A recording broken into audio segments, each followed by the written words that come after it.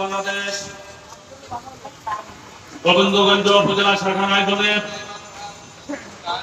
আজকের এই বিশাল গণসমাবেশের সম্মানীয় সভাপতি, মঞ্চে উপবিষ্ট প্রধান মেহমান, উলামায়ে হযরত, সামনে উপবিষ্ট দেশপ্রেমিক তৌহিদি জনতা। আমরা শুরুতে তাদের স্মরণ করছি যারা এই দীর্ঘ 15 বছর ফ্যাসিস্ট হাসিনা সরকারের উৎখাতের জন্য নিজের বুকের তাজা রক্ত ঢেলে দিয়ে রাজপথ রঞ্জিত করেছে। রংপুরের আবু সাইদ, মুগ্ধ সহ শত শত দামাল ছেলেদের আল্লাহ রাব্বুল আলামিন তাদের মৃত্যুকে শাহাদাতের মৃত্যু হিসাবে কবুল করুক। আমরা সবাই বলি আমিন।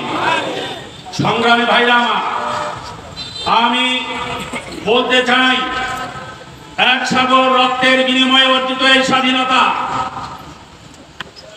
হাজার মায়ের বুক খালি করে এই স্বাধীনতা আমরা অর্জন করেছি। স্বাধীনতার 53 বছর হয়েছে। আমরা শেখ মুজিবুর রহমানের সোনার বাংলা দেখেছি, আমরা দেখেছি শহীদ প্রেসিডেন্ট জিয়াউর রহমানের সবুজ বাংলা, আমরা দেখেছি হোসাইন মোহাম্মদের সাথে নতুন বাংলা। কিন্তু বাংলার জনগণের তকদিরের পরিবর্তন হয় নাই, ঠিক না বেঠে? সর্বশেষে এই ফ্যাসিস্ট হাসিনা সরকারের ডিজিটাল বাংলা, স্মার্ট বাংলা আমাদের দেখার সৌভাগ্য হয়েছে, ঠিক না বেঠে?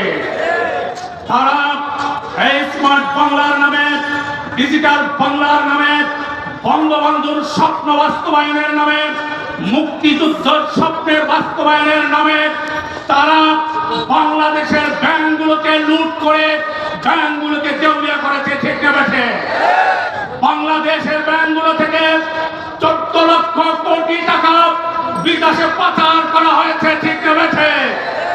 এই বাংলাদেশের আপামর জনতা, কুলি মজুর, দিন মজুরের রক্ত ঘামানো পয়সা বিদেশে পাচার করে বেগম পাড়া তৈরি করা হয়েছে, ঠিক না বেঠে? সংগ্রামী ভাইরা আমার, এই 15 বছরে বাংলার আলেমরা আমাদেরকে অকথ্যভাবে নির্যাতন করা হয়েছে, ঠিক না বেঠে? কোন ওয়াজ মাহফিল সুস্থভাবে বাংলার আলেমরা করতে পারে না। এই আলেমরা আমাদেরকে চরম ব্যক্তিগত ভাবে আদালতে হাজির করা হয়েছে, হাতে ডান্ডা পড়ি ফেলিয়ে, পায়ে পা বেরিয়ে ফেলিয়ে পড়িয়ে গরু বাঁধার রশি তাদের হাতে বেঁধে ব্যক্তির সাথে বাংলার জনগণের সামনে উপস্থাপন করা হয়েছে। বাংলার কোটি কোটি তৌহিদি জনতা হৃদয়ে রক্তক্ষরণ সেদিন ঘটেছিল, ঠিক না বেঠে? সংগ্রামী ভাইরা আমার, বিশ্ববিদ্যালয়গুলোকে পতিতলায় পরিণত করা হয়েছিল। জাহাঙ্গীরনগর ইউনিভার্সিটিতে জসিম নামের ছাত্রলীগের গুন্ডা ক্যাডার আমাদের বোন 100টা বোনকে ধর্ষণ করে মিষ্টি বিতরণ করে আনন্দ উৎসবে মেতে উঠেছিল, ঠিক না বেঠে? এই বিশ্ববিদ্যালয়গুলোকে অস্ত্রের কারখানায় পরিণত করা হয়েছিল, ঠিক না বেঠে? সংগ্রামী ভাইরা আমার, বাংলার দামাল ছেলেরা ঐক্যবদ্ধভাবে এই ফ্যাসিস্ট আওয়ামী লীগের বিরুদ্ধে লড়াই করে সংগ্রাম করে 5 তারিখে তাদেরকে দেশ থেকে পালাতে বাধ্য করেছে, ঠিক না বেঠে? তাদের পাপের পাল্লা এতটাই ভারী হয়েছিল, পালানোর সময় পরনের কাপড় টুকু ছাড়া 1 খণ্ড কাপড় নেওয়ার সুযোগ দেওয়া হয় না। দুপুরের রান্না করা খাবার টুকু খাবার সুযোগ দেওয়া হয় না।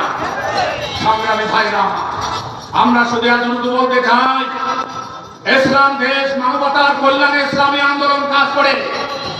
ইসলাম যখনই বিপদগ্রস্ত হয়েছে, বাধাগ্রস্ত হয়েছে, এই হাইকোর্টের সামনে ফেমিসের মূর্তি স্থাপন করার ব্যাপারে তখন সরকার সিদ্ধান্ত নিয়েছিল। ইসলামী আন্দোলনের আমির পীর সাহেব চরমনায় রহমানের লক্ষ কোটি জনতা ঢাকা ঘেরাও করেছিল। বাধ্য হয়ে এই সরকার ফেমিসের মূর্তিকে পিছনে নিয়ে স্থাপন করতে বাধ্য হয়েছে, ঠিক না বেঠে? সংগ্রামী ভাইরা আমার, আমাদের পাঠ্যসূচিতে বিভিন্ন রকমের অনিসলামিক নাস্তিকতা লেখাপড়া সন্নিবেশিত করে বাংলাদেশকে নাস্তিকবাদী রাষ্ট্রে পরিণত করার ষড়যন্ত্র করা হয়েছিল। ইসলামী আন্দোলন বাংলাদেশ কর্মহত্যা প্রতিহত করে এই বই সংশোধন করতে সরকার বাধ্য হবে। সংগ্রামী ভাইরা, আমি বিনয়ের সঙ্গে বলতে চাই, এই সরকারের পরিবর্তন যতবার হবে, যত হোক না কেন, কিয়ামত পর্যন্ত সরকারের পরিবর্তন হতেই থাকবে। জনগণের মুক্তি, জনগণের কল্যাণ আসতে পারে না যতক্ষণ পর্যন্ত নীতির পরিবর্তন না হয়। ইসলামী আন্দোলন বাংলাদেশ এক ধাপ নীতিবান লোক তৈরির সংগ্রামে কাজ করে যাচ্ছে।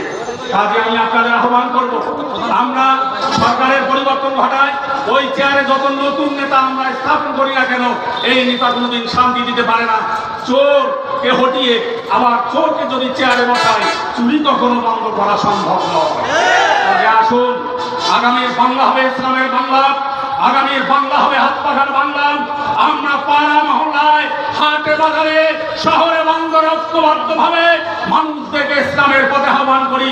ভালো মানুষগুলোকে আমরা দাওয়াত দিই, সকল শ্রেণীর ভালো মানুষ যখন তাদের কাজ নিয়ে ওই চোর, বদমাইশ, লুটিরা, দুর্নীতিবাজদের বিরুদ্ধে আমরা যদি আওয়াজ তুলব, পালাতে বাধ্য হবে ইনশাআল্লাহ।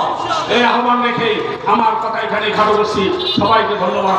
আসসালামু আলাইকুম।